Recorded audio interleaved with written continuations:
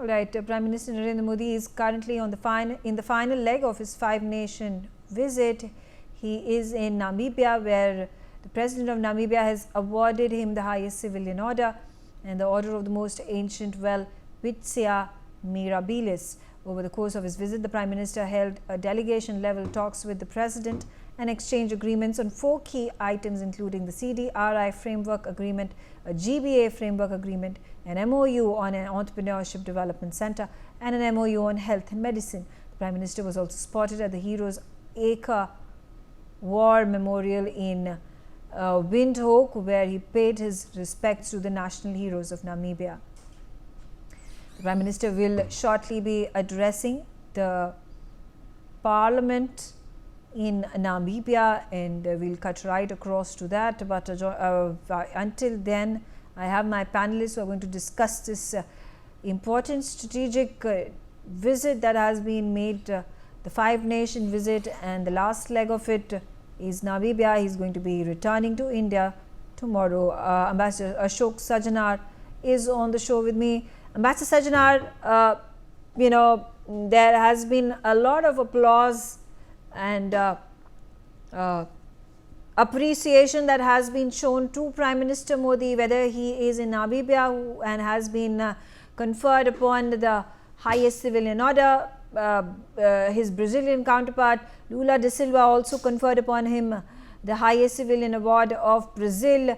We saw when he made a pit stop to Ghana before he traveled to Trinidad and then to Brazil, he was again awarded the highest civilian order of the country.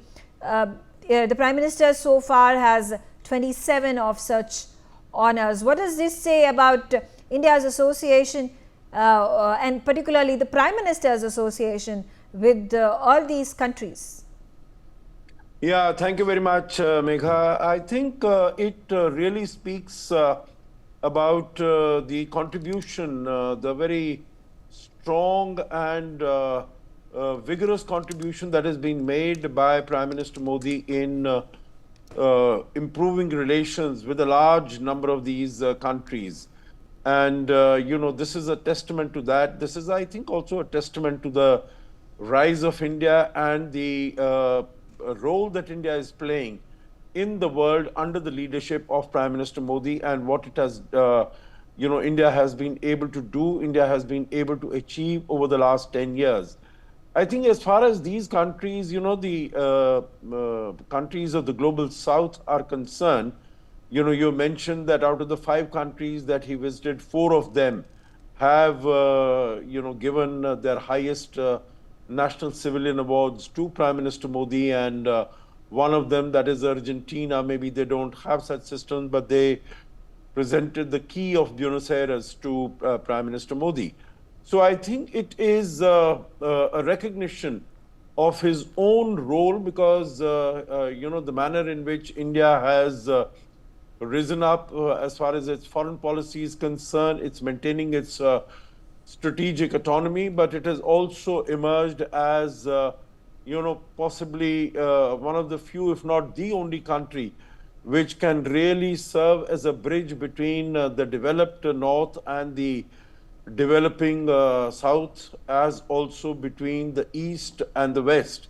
I don't think there are very many countries who can sort of, pick up the telephone and speak to President Putin and also have an equally good relation with the United States and Western countries. And also, I think the manner in which India has grown from the 10th or 11th largest economy about 10, 11 years ago to become the 4th largest economy today, and soon to become the 3rd largest economy, the fastest growing major economy, and the way it has been able to use its capacity, over this period in terms of helping out developing countries. I think this was particularly visible during the COVID-19 pandemic, that when even developed countries that did have vaccines, they were hoarding those vaccines, they did not share those vaccines. But India was one of those countries that as soon as it started its own vaccination drive, in early 2021, we started helping out our strategic partners far and near, not only in our neighborhood, not only in our vicinity, but you would remember even as far as the Caribbean countries are concerned, Dominican Republic, Jamaica, even as far as Brazil. And, we help all those countries. So I think this is really a recognition of, the confidence and the comfort level that countries have with Prime Minister Modi that India's rise will mean positive things for them also, for the other developing countries also. Megha. Absolutely. Gautam, quickly coming to you, when talking about how India has taken the lead in working for the cause of the global south, and Africa makes an important part of the global south initiative. In fact, the African Council has now been included, which was a grand gesture that had been made with solely the help of India. How does India's relationship with Africa grow from here, keeping in mind our geostrategic ambitions have to be achieved as well? And we also see that China has been increasingly expanding its footprint when it comes to the African nations. I think the main difference between China's approach and India's approach is India is inclusive. It likes to grow alongside every country that it collaborates with. It is not predatory. It doesn't, get into something like the Belt and Road, which indebts them and makes it very difficult for them to pay back. We are not predatory, and we have gone out of our way and achieved a diplomatic coup by including the African Union in the G20, making it the G21.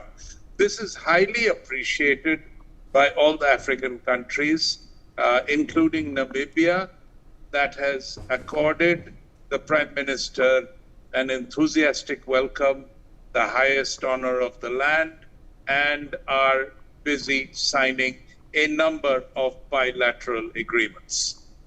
Megha. Absolutely. All right, Shruti Das Gupta is also on the show with me. Shruti, how significant does it become? And of course, it's quite obvious the kind of appreciation and honors that have been received by the Prime Minister from Ghana as well as from Namibia, as we saw just a few moments ago. Those visuals were playing on our screens. Again, very, very rightly put by Gautam that the inclusion of the African Union into G20 has given credence, has given the importance that Africa has been seeking for decades together.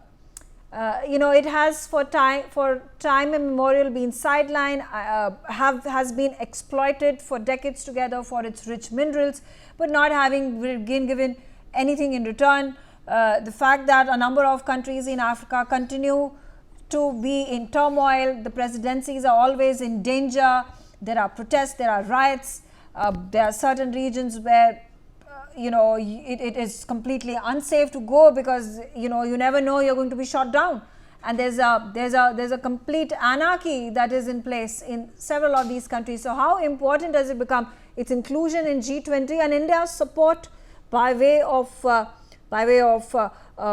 coming through with agreements? We get to know that the UPI is now soon going to be launched in Ghana. How do these developmental projects and the MOUs that have been signed by India in all of these countries that the Prime Minister has visited, and that too for the first time, are going to positively impact the life and economy of the people? So, thank you so much for inviting me, Megha.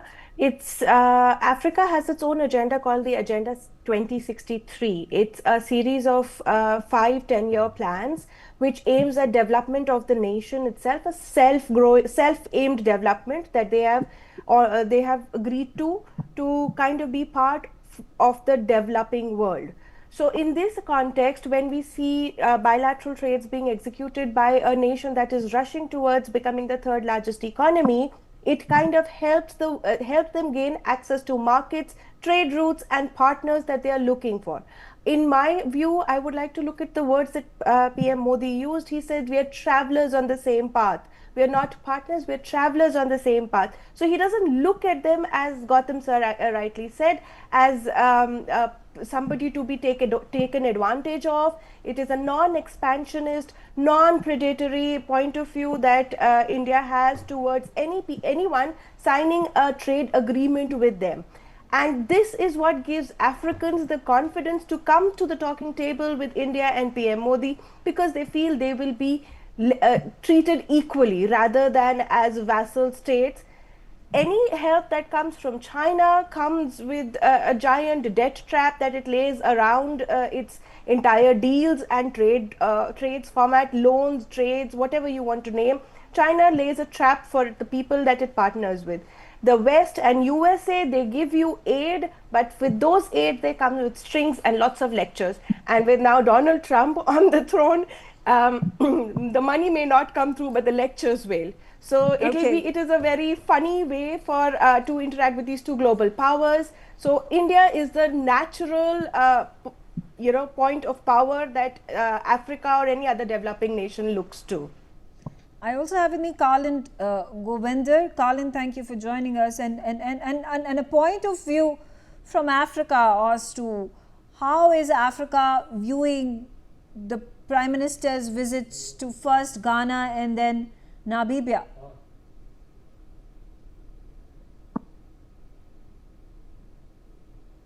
Yeah. Can you hear me, Karl?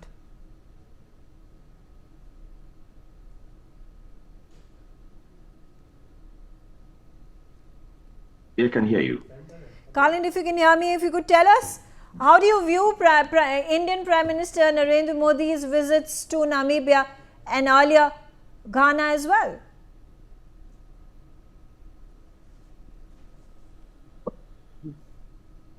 Can you hear me?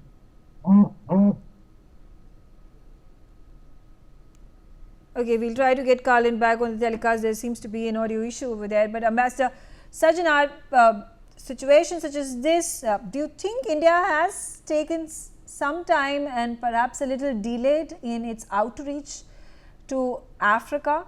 And China has speeded ahead with a number of ports and military bases that have already been set up in different parts. Not to mention, it is important strategically to take control of the regions in Africa which is surrounded by sea, and it's the war of the seas that that is something that that is going to be perhaps one of the most important integral ways in being able to influence countries. Yeah, I think what you mentioned, that has India been late in coming, doing what it is doing right now. In a manner of speaking, you could say, yes, the intention was always there in my view, but our capacities were limited. And I think what we are doing right now is that our capacities have grown. And we are using those capacities to the mutual benefit and to the mutual advantage of Africa and also South America and Caribbean, if I can say that, faraway regions which earlier were beyond the horizon of India. We were not really looking at them. We were paying attention basically to the big countries, to our strategic partners, etc. But right now, if you see, right in the first year, just after the first year in 2015, Prime Minister Modi went to Fiji.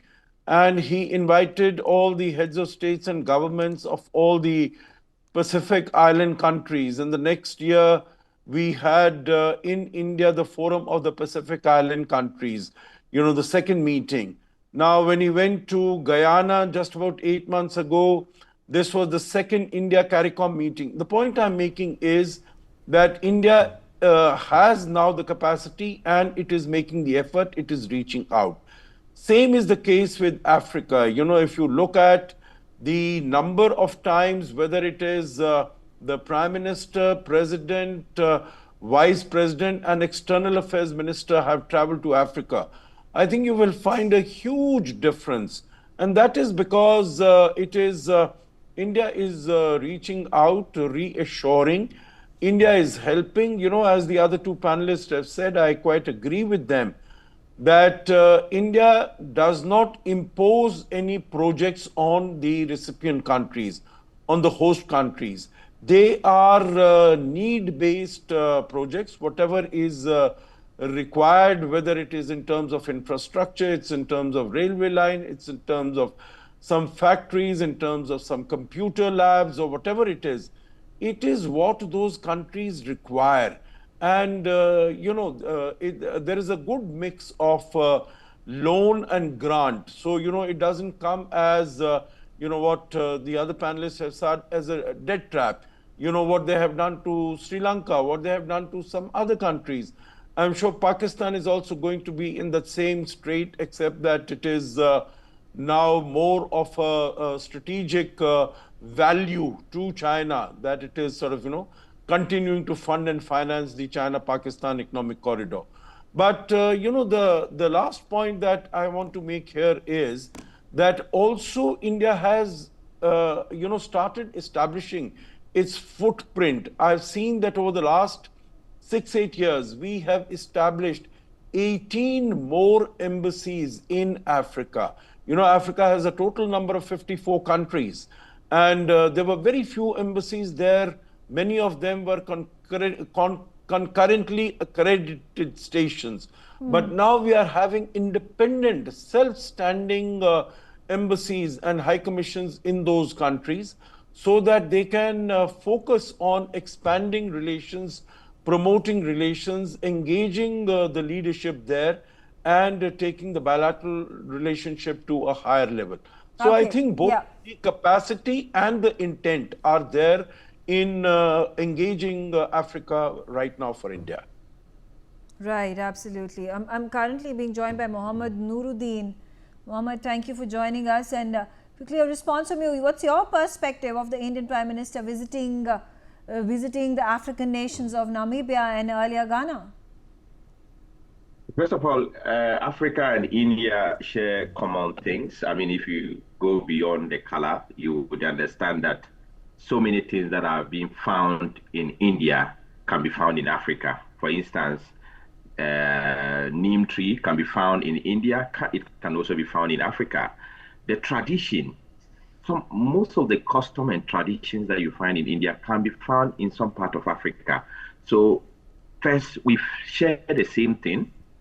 I was in India, I went to Rajasthan State, so I got to know that we share almost everything. So it is not surprising that Africa and India are actually coming together, or to be able to develop some greater ties, to be able to develop, share the same, share some developmental projects. So for instance, if you look at Ghana, people say that, the Prime Minister was in Ghana, what have we achieved, or what has India got to do with Ghana? If you look at even Kwame Nkrumah, the first Prime Minister of India, was a friend to Dr. Kwame Nkrumah, the first President of Ghana. And so it started way back in those days. And you look at most of the projects in Ghana, some of the projects in Ghana were being funded by Indian government. And so for the Prime Minister to come to Ghana and meet the President of Ghana, President John Dramani Mahama, I think is one of the greatest things that has happened to the people of Ghana. And I know that there will be more greater things to happen, especially in terms of traveling to India and traveling traveling to Ghana. It shouldn't be a problem between these two countries, or it shouldn't even be a problem between anybody traveling from India to Africa. And now that we see the Prime Minister traveling from one African country to the other, I think it's a great experience for all of us. And I think that it's going to make this, I mean, India, which has the largest population in the world, and Africa, I mean, tell the other continents that when we come together as people, the world will become a better place for everybody to live. Thank you. Thank you for sharing your views there. And I also thank the rest of my panelists for joining me on this telecast and airing their opinions.